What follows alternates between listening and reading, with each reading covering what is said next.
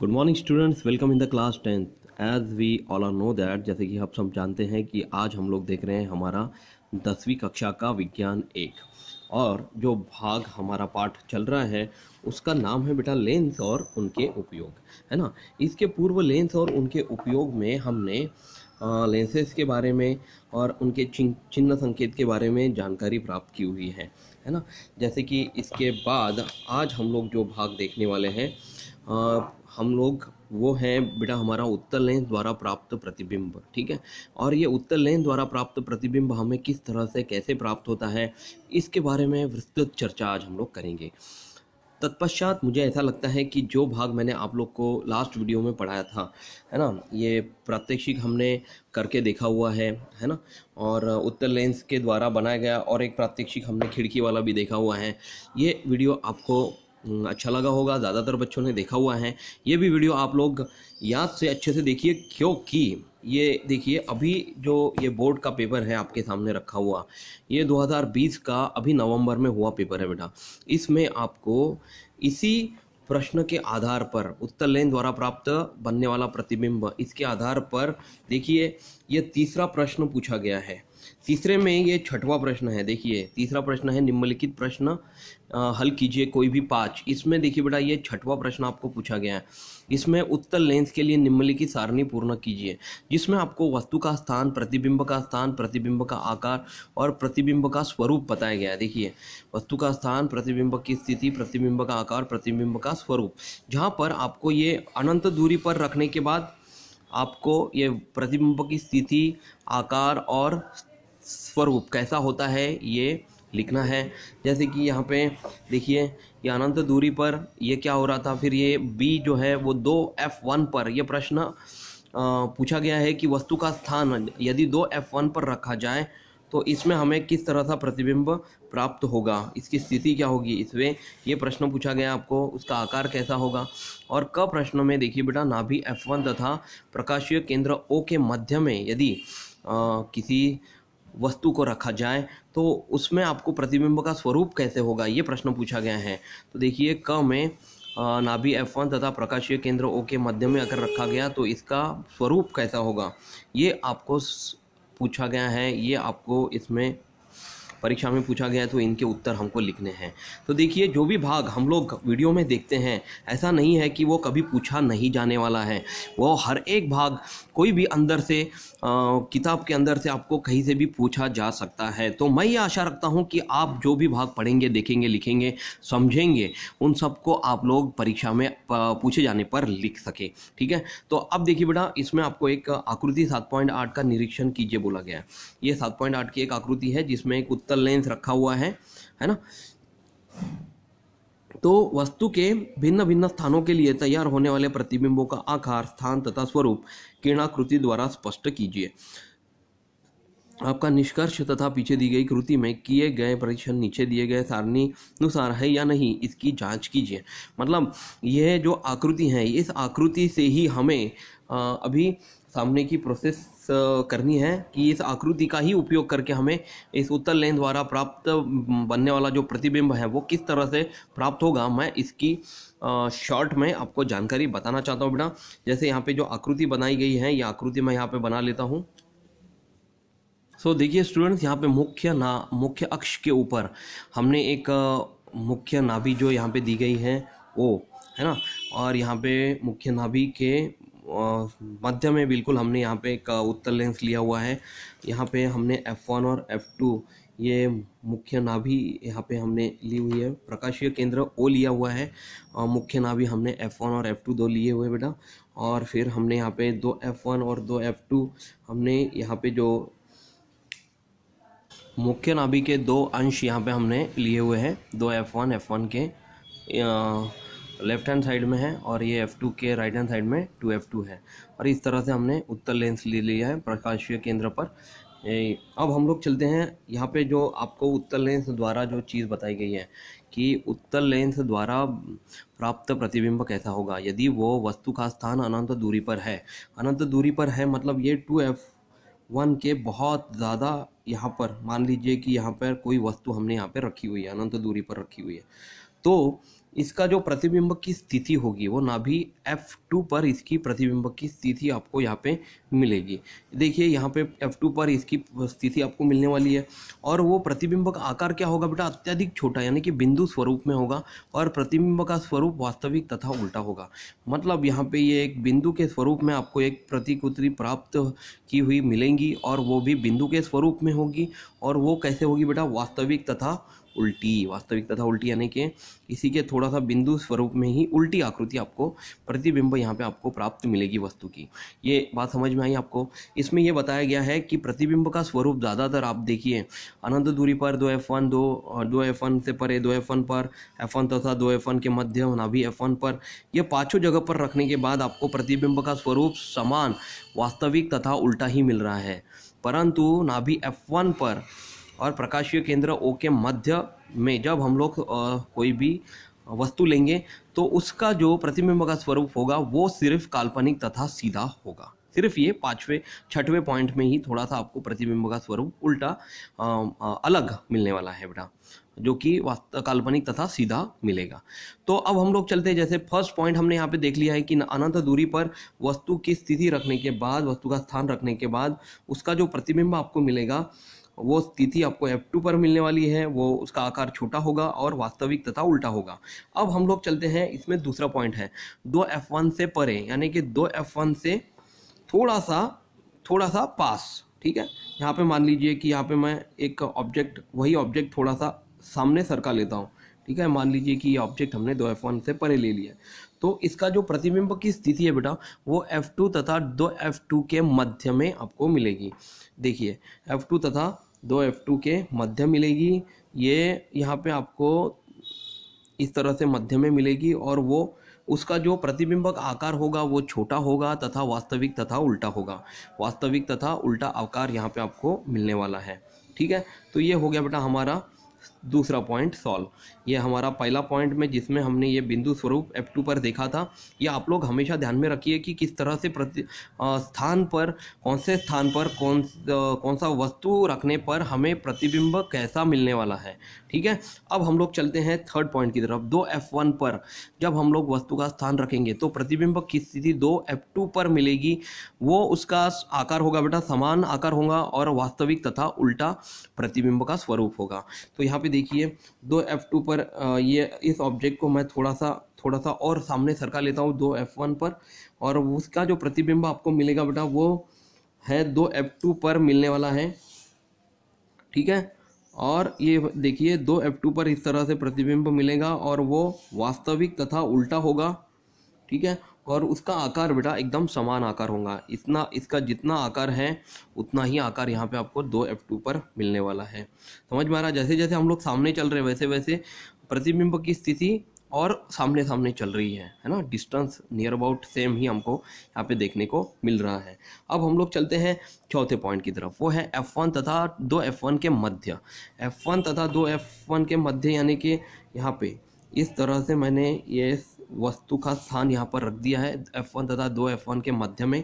तो अब हमें प्रतिबिंब की स्थिति जो है वो 2F2 से परे यानी कि पीछे यानी कि और सामने मिलेगी। वो जो प्रतिबिंब का आकार होगा वो बड़ा होगा और उसका स्वरूप यानी वास्तविक तथा उल्टा होने वाला बेटा।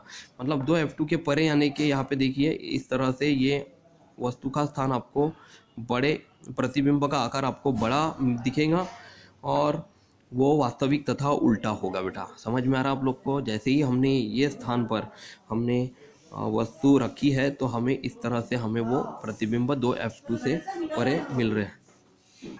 अब हम लोग चलते हैं हमारे अगले पॉइंट की तरफ।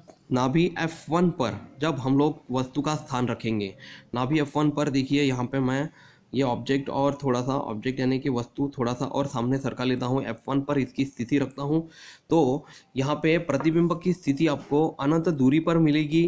प्रतिबिंब का आकार बहुत ही बड़ा यानी कि विशाल होगा और वास्तविक तथा उल्टा स्वरूप में आपको प्रतिबिंब प्राप्त होने वाला है। ठीक है, तो अनंत दूरी पर मतलब यहाँ पे मान के चलते हैं कि ये बहुत ज़्यादा अनंत दूरी हो गई हमारी। ये वास्तविक तथा उल्टा आकार में आपको यहाँ पे वस्तु मिलने वाली है और वो उसका आकार जो है प्रतिबिंब का आकार वो विशाल और बहुत बड़ा होगा। ठीक है, तो ये हो गया है जब हम लोग F1 पर वस्तु रखेंगे तो हमें इस तरह का प्रतिबिंब उल्टे स्वरूप का वास्तविक और उल्टा आपको यहाँ पे प्राप्त होने वाला है। तो अब हम लोग चलते हैं हमारे छठवें और आखिरी पॉइंट की तरफ। वो बेटा नाभि F1 तथा प्रकाशीय केंद्र O के मध्य। तो नाभि F1 ये है हमारी और प्रकाशीय केंद्र O है, इसके मध्य में यदि हमने यहाँ पे उस वस्तु को थोड़ा सा और सामने सरका दिया और इसके मध्य में ले लिया हमने, है ना, और F1 के मध्य में ले लिया, तो अब हमें जो प्रतिबिंब की स्थिति प्राप्त होगी वो वस्तु लेंस के जिस ओर होती है उसी ओर प्राप्त होगी। मतलब ये जो वस्तु है ये इस ओर हमें प्राप्त हो रही है बेटा, है ना, ये वस्तु जिस ओर है उसी ओर हमें प्रतिबिंब प्राप्त होगा। और वो जो प्रतिबिंब का आकार होगा वो बहुत बड़ा होगा, विशाल होगा और काल्पनिक तथा सीधा होगा बेटा। तो यहाँ पे देखिए ये जो आकृति का प्रतिबिंब का आकार है बहुत बड़ा और विशाल आपको यहाँ पे प्राप्त होने वाला है, बहुत दूर प्राप्त होने वाला है, और वो काल्पनिक तथा क्या होगा बेटा, सीधा आपको मिलेगा। ठीक है, तो ये काल्पनिक है, मतलब वास्तविक नहीं है, आपको दिखने वाला नहीं है, तो काल्पनिक है। ठीक है, तो ये हो गया हमारा उत्तल लेंस द्वारा प्राप्त बनने वाला प्रतिबिंब। ठीक है, अब हम लोग चलते हैं अवतल लेंस द्वारा प्राप्त बनने वाला प्रतिबिंब। अवतल लेंस द्वारा प्राप्त बनने वाला प्रतिबिंब जो है इसमें सिर्फ ये टेबल में आपको दो ही चीज़ें बताई गई है कि जब वस्तु का स्थान अनंत दूरी पर है, मतलब देखिए यहाँ पे जो आकृति बनाई गई है ना, ये हमारा उत्तल लेंस है। ये उत्तल लेंस पर हमने F1 F2 F1 ये मुख्य नाभि बना ली है, और जो प्रतिबिंब का स्वरूप आपको मिलेगा वो देखिए यहाँ पे वो जो आकार है वस्तु प्रतिबिंब, यहाँ पर प्रकाश किरणों का अपसरण हो रहा है बेटा, है ना। तो अपसरण, और यहाँ पे जब ये मान लीजिए कि उत्तल लेंस की बात करते हैं तो वहाँ पे ये किरणें तत्पश्चात अपवर्तन के पश्चात वो एकत्रित होती है, तो इसको हम लोग अभिसरण कहते हैं, अभिसृत। और ये अवतल लेंस में इसको क्या करते हैं हम लोग, अपसरण कहते हैं, दूर दूर भागती है। तो यहाँ पे देखिए जब ये मुख्य अक्ष के समांतर हमने ये प्रकाश का किरण जा रहा था, तो ये समांतर तरीके से जा रहा था, और समांतर जाने के बाद ये यहाँ पे अपवर्तन के पश्चात ये क्या हो गया, ये अपनी जगह से विचलित हो गया है ना। तो ये विचलन ही अपसरण हम लोग इसको कहते हैं। उसी तरह से जब ये प्रकाशीय किरण ये मुख्य प्रकाशीय केंद्रक से होकर निकलती है तो ये विचलन नहीं होता, लेकिन फिर भी ये अभिसरण ही हम लोग इसको अपसरण इसी को हम लोग कहेंगे। ठीक है, तो ये हो गया बेटा हमारे अवतल लेंस के बारे में जानकारी। तो वस्तु का स्थान जब हम लोग अनंत दूरी पर रखते हैं, मान लीजिए कि यहाँ पे अनंत दूरी पर हमने वस्तु का स्थान रखा हुआ है अवतल लेंस के 2 F1 से पहले, तो प्रतिबिंब की स्थिति नाभि F1 पर आपको यहाँ पे मिलेगी। नाभि F1 पर ही प्रतिबिंब की स्थिति आपको प्राप्त होगी, और वो प्रतिबिंब का आकार कैसा होगा बेटा, अत्यधिक छोटा होगा, यानी बिंदु स्वरूप में ही होगा, और प्रतिबिंब का स्वरूप क्या होगा, वो काल्पनिक तथा सीधा होगा। ठीक है, उसी तरह दूसरा पॉइंट आपको दिया गया है कि यदि प्रकाशीय केंद्र O तथा अनंत दूरी के बीच, देखिए प्रकाशीय केंद्र O तथा अनंत दूरी के बीच हमने कहीं पे भी यहाँ पे अगर मान लीजिए कि ये P और Q पॉइंट पर हमने यहाँ पे रख दिया है, वस्तु का स्थान अगर हमने यहाँ पे ले लिया है, तो प्रतिबिंब की स्थिति आपको प्रकाशीय केंद्र O तथा नाभि F1 के मध्य में मिलेगी। केंद्र O तथा F1 के यहाँ पे मध्य में आपको प्रतिबिंब की स्थिति प्राप्त होगी। वो एकदम छोटी होगी, यहाँ पे देखिए Q पर रखने के बाद ये थोड़ा सा आकार इसका बड़ा था वस्तु का, और जब प्रतिबिंब मिला तो यहाँ पे इसका आकार छोटा हो गया, और फिर ये प्रतिबिंब का स्वरूप होगा और काल्पनिक तथा सीधा। क्या होगा, ये काल्पनिक होगा और ये सीधा होगा, मतलब ये भी हमें आकृति दिखेगी नहीं, ठीक है, परंतु वो वहाँ पे होगी, इसी को हम लोग काल्पनिक प्रतिबिंब का स्वरूप कहते हैं। ठीक है, तो अब हम लोग चलते हैं इसके पहले वाले पेज पर, जो कि आपको यहाँ पे पेज नंबर 83 पर बताया गया है। सबसे नीचे क्या है बोला गया है, ये हम लोग देख लेते हैं बेटा एक बार। तो अवतल लेंस द्वारा तैयार होने वाले प्रतिबिंब हम किरणाकृति द्वारा समझ सकते हैं। इसके लिए नियम नीचे दिए गए हैं। पहला नियम है, यदि आपतित किरण मुख्य अक्ष के समांतर हो तो अपवर्तित किरण पीछे की ओर बढ़ाने पर मुख्य नाभि में से होकर जाती है। मतलब यहाँ पे आपतित किरण जो है ना, वो यदि मुख्य अक्ष के समांतर हो तो अपवर्तन होने के बाद वो मुख्य नाभि में से होकर जाती है, ये आपको बताया गया है। दूसरा पॉइंट है बेटा, यदि आपतित किरण नाभि से होकर जाती है, मुख्य नाभि F1 से होकर यदि जाती है तो अपवर्तित किरण मुख्य अक्ष के समांतर गमन करती है। तो अपवर्तित किरण मुख्य अक्ष के क्या होगी बेटा, समांतर गमन करती हुई आपको दिखाई देगी। ये दोनों नियम मैंने आपको यहाँ पे बताए हैं। ये देखिए, पहला नियम यानी कि यहाँ से अपवर्तन होने के बाद वो विचलित न होकर सीधी जाएगी, और यही समांतर अक्ष से Q पॉइंट से अगर सीधी जाती है तो वो मुख्य अक्ष के प्रकाशीय केंद्र में से ही जाएगी, ये आपको दूसरे पॉइंट में बताया गया है। अब आकृति 7.9 में दिखाए अनुसार PQ यह वस्तु F1 तथा 2F1 के मध्य रखी गई है। F1 तथा 2F1 के क्या पे मध्य रखी गई है बेटा। P बिंदु से निकलने वाली तथा मुख्य अक्ष के समांतर गमन करने वाली आपतित किरण PA, ये PA के बारे में बताया गया है, अपवर्तन के पश्चात AD इस मार्ग से होकर जाती है। तो AD यह मार्ग मुख्य अक्ष की ओर खींचने पर वह F1 से आती हुई प्रतीत होती है। यदि इसको ये थोड़ा सा ये जो AD प्रकाशीय किरण है इसको और अंदर तक हम लोग खींचे तो वह मुख्य अक्ष F1 से आती हुई हमें प्रतीत होगी। ठीक है, तो ये हमारे पहले पॉइंट में आपको बताया गया है, पहले पॉइंट में आपकी जानकारी यहाँ पे बताई गई है। दूसरा है बेटा P बिंदु, अभी ये विचलन न करने वाली रेखा के बारे में बताया गया है, विचलित न होने वाली रेखा है। तो P बिंदु से निकलने वाली तथा प्रकाशीय केंद्र O से जाने वाली किरण PO यह अपवर्तन के पश्चात विचलित न होकर उसी मार्ग से सीधी सरल रेखा में जाती है। PO यह किरण AF1 इस पीछे बढ़ाई हुई किरण को P1 पर प्रतिच्छेदित करती है। देखिए बेटा, जैसे हमने AD को थोड़ा सा आगे तक खींच लिया था और PO से जाने वाली रेखा का प्रतिच्छेदन यहाँ पे P1 पर हो रहा है, तो प्रतिच्छेदित करती है, अर्थात P इस बिंदु का प्रतिबिंब P1 पर प्राप्त होता है। इसी वजह से ये दोनों प्रतिच्छेदित होने की वजह से इसका जो प्रतिबिंब है वो P1 पर प्राप्त होता है। तो ये जो PQ है इसका प्रतिबिंब हमें P1 और Q1 मिला हुआ है, जो कि छोटे आकार का है, ठीक है, और वास्तविक है, काल्पनिक है और सीधा है। तो इसी के बारे में अभी ये थर्ड पॉइंट में आपको बताया गया है कि Q यह बिंदु मुख्य अक्ष पर होने के कारण उसका प्रतिबिंब Q यह बिंदु मुख्य अक्ष पर होने के कारण उसका प्रतिबिंब P से सीधा नीचे मुख्य अक्ष पर Q1 पर बनता है। तो इसका प्रतिबिंब P से नीचे यानी कि Q1 पर बनेगा, ऐसा बोला गया है। तो अर्थात PQ इस वस्तु का प्रतिबिंब P1 Q1 बनता है। तो देखिए बेटा, PQ का जो वस्तु है उसका प्रतिबिंब हमें P1 Q1 बना हुआ मिलेगा।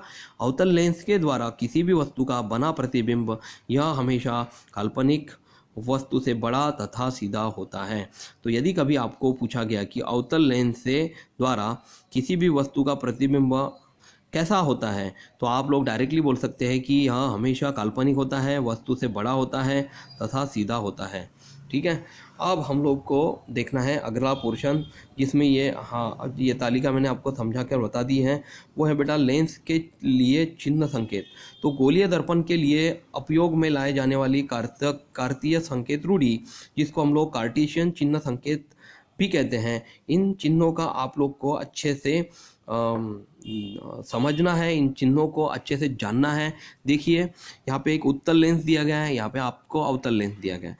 आपतित किरणों की दिशा हमेशा मुख्य अक्ष के समांतर दर्शाई गई है, और यहाँ पे भी आपतित किरणों की दिशा मुख्य अक्ष के समांतर दर्शाई गई है। यहाँ पे प्लस और माइनस, जैसे हमें पता है बेटा कि हमें कभी यदि चश्मा लगा है या फिर किसी अपने बुजुर्गों को देखा है चश्मा लगाने के बाद, तो उनका जो नंबर होता है, चश्मे का नंबर होता है, वो नंबर जो है वो कार्टेशियन चिन्ह संकेत से ही निकाला जाता है।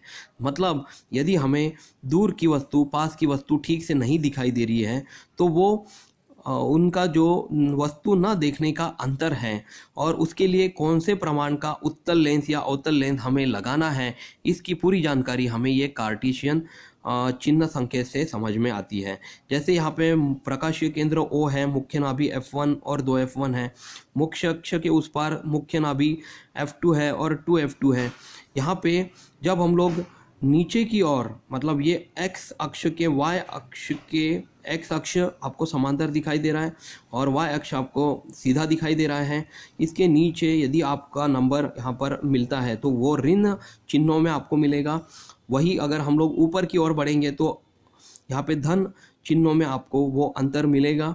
उसी तरह आपतित किरणों की दिशा, यदि हम लोग नीचे की ओर देखते हैं, दूर दिखने वाली यदि वस्तु बाई ओर की तरफ हमें अगर देखने में थोड़ा प्रॉब्लम है तो वो ऋण चिन्हों में आपको मिलेगी।